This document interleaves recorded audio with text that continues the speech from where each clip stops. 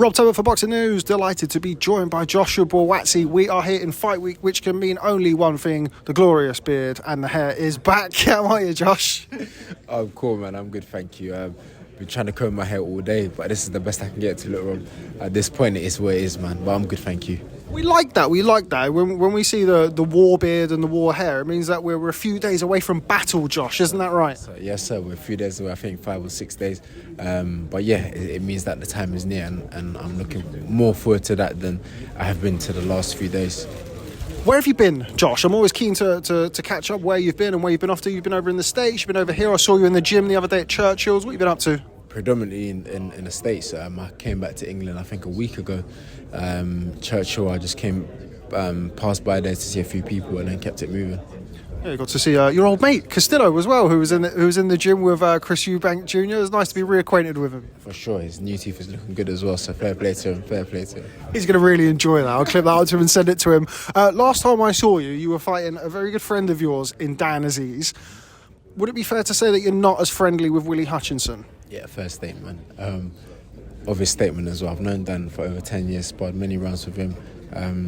Again, been at my friend's birthday event, and there's pictures of me next to Aziz. And then years later we're fighting. So that was a crazy experience, different experience.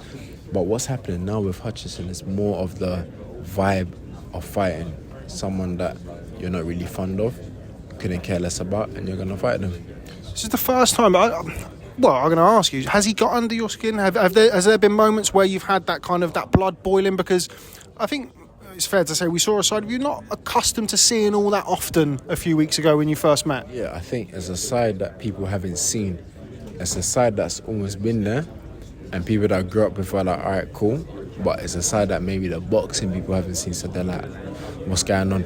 But I wouldn't say he got under my skin. I would say that I felt a little bit disrespected, and I thought, all right, when the cameras are off, we can talk about it. But again, it was still in a restricted environment because all these camera people were there. There's about 100 security guards that were there. The settings was different. If it was just me and this guy on the road, it'd be just outside walking about or whatever. It'd be totally different to what it was. So I don't think it was a big issue just grabbing someone. I'll be honest, it's not that deep. Now, of course, you are about to go to war in a few days' time. It can get a bit hot under the collar, but we're not used to seeing it from you. I mean, in the past, in your career, people have said, they want to see that out of you. They want to see, like, the nasty Joshua Buatsi. I think one of the, if you can call it a criticism, is occasionally you've been a bit too calm and reserved and too nice. Do you think that we see a different side of you in the fight this week? Hell no, Rob. I remain myself. I remain the same. How I am, this is how I am. And I've always made sure this game doesn't change me. Because look, you're not boxing till you're 100. You're boxing for X amount, and then you got to carry on with life. So now I've made sure I remain myself. If I'm very too chilled and laid back, that's how I am. Most Ghanaians are nonchalant and laid back. This is how we are, But when it's time to fight, I show up, and it will remain like that. I'm not looking to move according to any script or dab into what people are saying I should be more like or less like. Couldn't care less about that, bro. You're reaching now, or you're very much in that business end of your career, world titles, big paydays, potential undisputed fight in the distance, when depending on what happens with Dimitri Bivol and Artur Beterbiev. I'm sure you're happy with where you are as a fighter, but do you feel that you've progressed sufficiently? How do you feel that you are different now as a fighter than perhaps the Joshua Buatsi of a couple of years ago? It's different, you're right. The fights are bigger, there's a lot more at stake. It's been a journey where you couldn't predict how it would have gone. The only thing you can, with the ups and downs, all you have to do is make sure that you win. And that's what I've made sure that I kept on winning. At one point I was number one in all the governing bodies. My last fight with Aziz was a final eliminator for the WBA. We didn't take that route. Then the interim for the WBO came up. So it's a good position to be in. Would I have liked it to have happened earlier? Of course, but Rob, maybe I might be 40 one day and be like, you know what? It all happened within the perfect timing. So let's wait and see. Now, what did you make of Willy Hutchinson's last fight? Of course, he boxed somebody you're very familiar with in Craig Richards. Were you surprised with his ability in that fight? Were you surprised that he was able to get the win over Craig? I picked Spider to win, but was I surprised? No, I was like, oh, I thought Spider was going to win the fight. Listen, I've said it a million times. I said it was a good performance against Spider.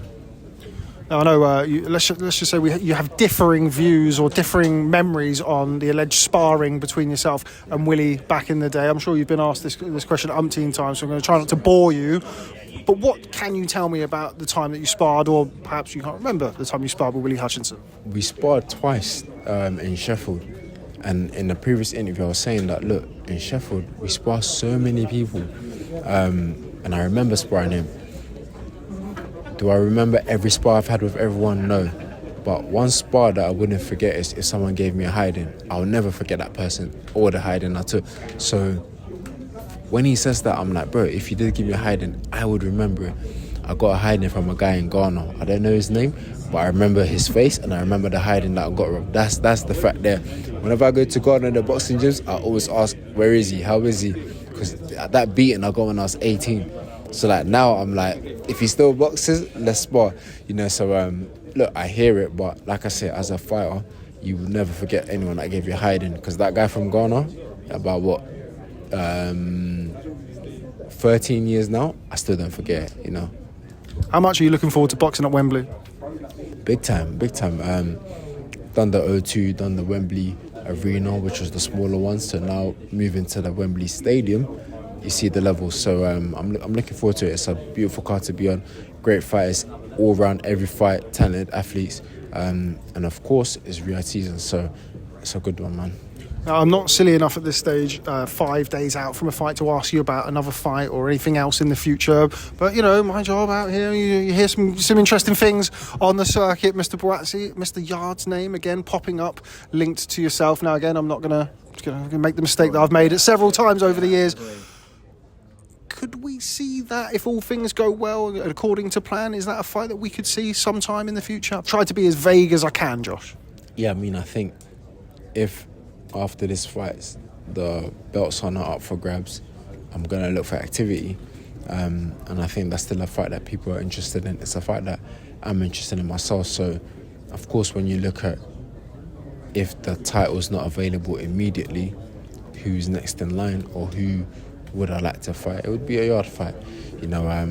That's me sat here speaking now. So it's still a fight that I'm interested in. And it's a fight that was almost made, I think, in June. June just gone, but things on the other side didn't work out, so this opportunity came and we took it. And last quick couple from me, Anthony Joshua, of course, somebody who's had a huge impact on your life as well as your career. Challenger against Daniel Dubois, which is quite a funny old sport that we exist in boxing. I'm sure you're going to be backing your man to emerge victorious, become a three-time heavyweight champion. Listen, absolutely. I think that it's a fight that you have to be there to see it. If anyone's predicting, fair play to them. I don't do this prediction thing unless I'm the one that's fighting. That's the only time where I can really predict and get it right. But in terms of this fight, you've got someone that's got good momentum, a massively destructive punching power. Then you've got someone that has boxed in Wembley more than once, more than twice. So he's been there. It's a familiar territory. Good overall boxer, athlete, former heavyweight champion. So look, 2 ingredients. Let's see how it goes. It's going to be a good night. Not going to push you for a prediction, but a lot of talk into this is people like what they see out of Anthony Joshua. Obviously had the destructive knockout win over in Ghana, who looked fantastic before Christmas against Otto Wallin. You know him very, very well. You've been impressed with what you've seen under Ben Davison? Absolutely. We have to give AJ credit for how he's been in his last few fights, but also to the team around him and the people around him. Have to give credit to them. In the same breath, we have to look at Dan Dubois. Took the L against Joe Joyce, and but look how he's bounced back from that. I was watching a documentary about both of them today. So listen, hats off to both men. It's going to be a great night. And final one from me, we've mentioned it, Dimitri Bivol and Artur Beterbiev, October the 12th. I'm not going to push you for a prediction because you don't give predictions, but what a fight that is. You've got, I think somebody described it as you've got the immovable object and the unstoppable force, Artur Beterbiev against Dimitri Bivol. Obviously, you'll be watching that with an eye on it as a potential opponent, but what a brilliant fight for the sport. It is, man, and again, this is why we have to say Riyadh season it's changing our sport. I've done a few interviews with the guys from Saudi and they were asking me, why is it good? it's good because fights like this can happen. Even myself and Hutchinson, different promoters, we wouldn't be fighting if not for an opportunity like Rio season. So listen, it's one not to miss, and I'll be there watching. And the final word with yourself, Josh. I mean, you do give predictions on your own fight, Joshua Buatsi against Willy Hutchinson this weekend. How does it end? That I can predict, and it's going to be a win for myself. As I said, other fighters, I find it hard to. I go based on who I like, who I saw in the last hour or two. Silly stuff, but for myself, I can predict a win. Okay, well, Josh, always a pleasure catching up with you. Thanks very much for speaking to Boxing News, and all the best this weekend. Thank you, appreciate it. Nice one, Josh. All the best.